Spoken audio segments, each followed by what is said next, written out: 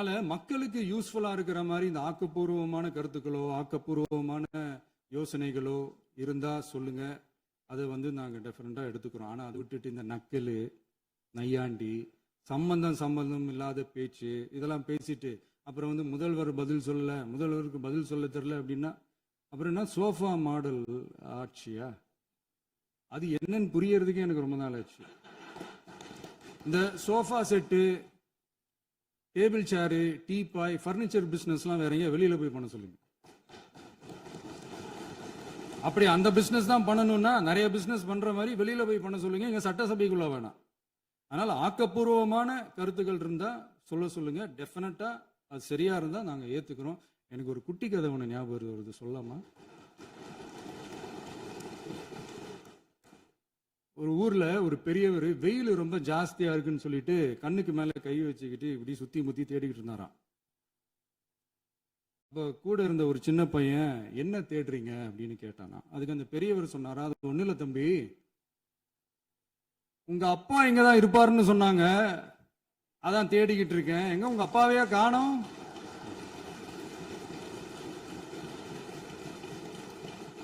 இல்ல எங்களுக்கும் நக்கலா நையாண்டியா சம்பந்தம் இல்லாத குட்டி கதை இதெல்லாம் எங்களுக்கும் பேச தெரியும்.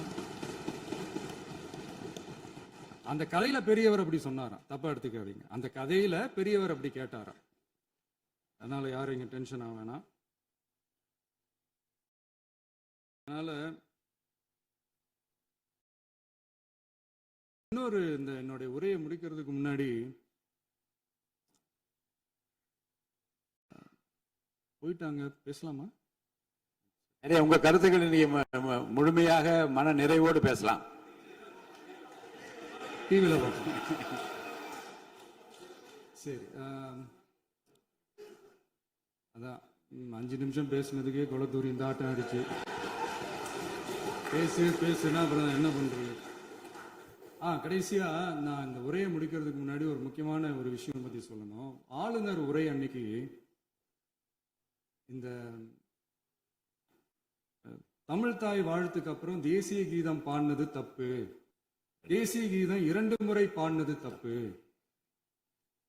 அப்படி ஒரு நிகழ்வு இதுக்கு முன்னாடி இந்த சட்டசபையில நடந்ததே கிடையாது, அந்த மரபே மாத்திட்டீங்க, இப்படி ஒரு பெரிய ஒரு போர் மாதிரி எதிர்கட்சியை சார்ந்தவங்க எல்லாம் சொன்னாங்க இல்லையா?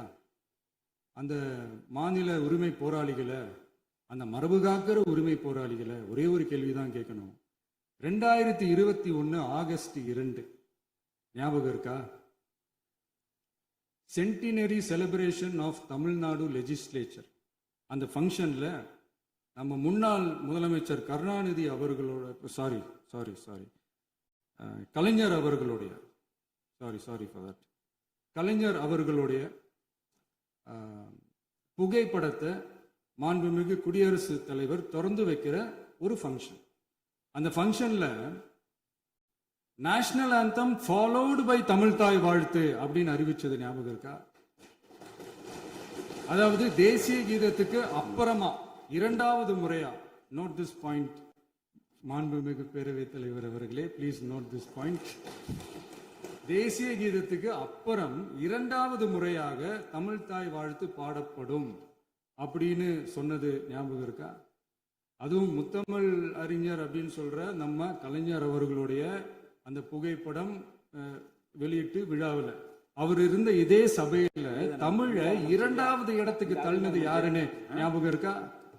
அது மட்டும் இல்ல, அந்த தேசிய கீதத்தை நாட்டுப்பண் நேஷனல் ஆந்தம்னு சொல்லி அதே ஃபங்க்ஷன்ல கடைசியா ஃபங்க்ஷன் முடியும் போது செகண்ட் டைம் தேசிய கீதம் பாடினதும் ஞாபகம் இருக்கா? இதே அவையில் தான், அது அவை குறிப்பிலும் இருக்கிறது, இதே அவையில் தான் நடைபெற்றது. இந்த தக்க நேரத்தில் இந்த ஆதாரங்களை அளித்த மாண்பு முதல்வர்களுக்கு நன்றியை தெரிவித்துக் கொள்கிறேன். டவுட் இருந்தா இந்த புக்கை பார்த்து தெரிஞ்சுக்கலாம். அதனால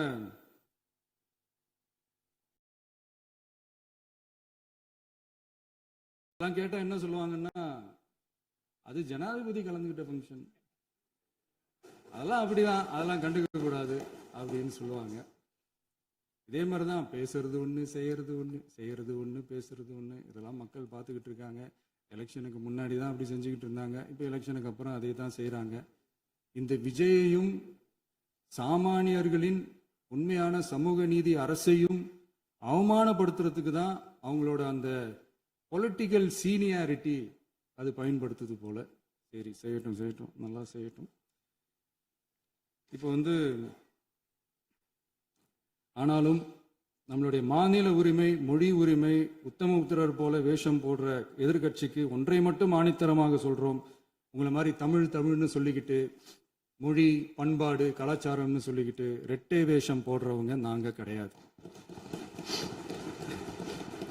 உலகெங்கும் வாழும் என் தமிழ் சொந்தங்களுக்கு நம்முடைய உத்தரவாதம் தமிழ் தான் எங்க உயிர் நாடி அப்படின்றத மறக்க மாட்டோம். இப்பவும் சொல்றோம், மாநில உரிமையில எப்பவும் உறுதியா இருப்போம். அதே சமயத்துல அரசியல் வேற, ஒன்றிய மாநில அரசுகளுக்கு இடையே இருக்கிற நிர்வாக அணுகுமுறை வேற. இதுல நாங்க ரொம்ப தெளிவா இருக்கிறோம். அதனால எங்களுக்கு பாடம் எடுக்கிறதா நினைச்சுக்கிட்டு உங்க வேஷத்தை நீங்களே கொஞ்சம் கொஞ்சமா கலைச்சிக்கிட்டே வர்றீங்க, மறந்துடாதீங்க. அப்புறம் நேத்து எதிர்கட்சி தலைவர், மாண்புமிகு எதிர்கட்சி தலைவர் பேசும்போது நிறைய பேசினாங்க. அதுல ஒண்ணு மட்டும் அரசு சொல்றதா நினைச்சுக்கிட்டு நம்மளை இன்டைரக்டா ஈவில் அப்படின்ற அந்த வார்த்தையை யூஸ் பண்ணாங்க. எனக்கு ஒண்ணுதான் சொல்லணும்னு தோணுது. ஈவில்ஸ்னு டெவில்ஸ் பேசக்கூடாது.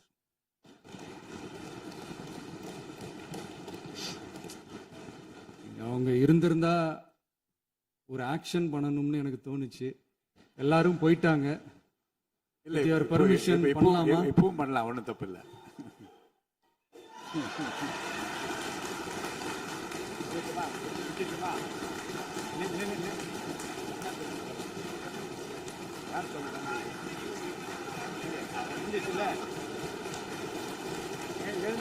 சொல்லட்டுமா?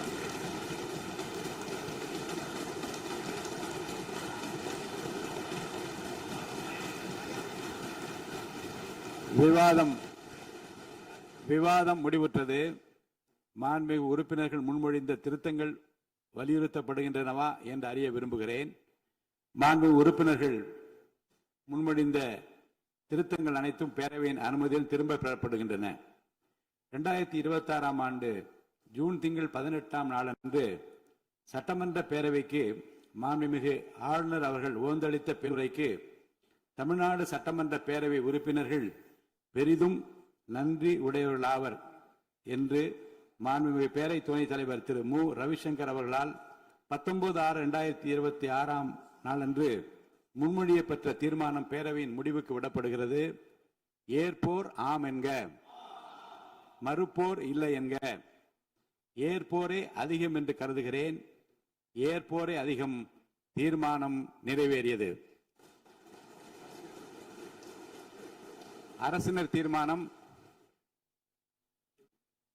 பேரவை மீண்டும் கூடும் நாள் குறிப்பிடப்படாமல் ஒத்திவைக்கப்பெறும் தீர்மானம். மாண்புமிகு பேரவை முன்னவர் அவர்கள்.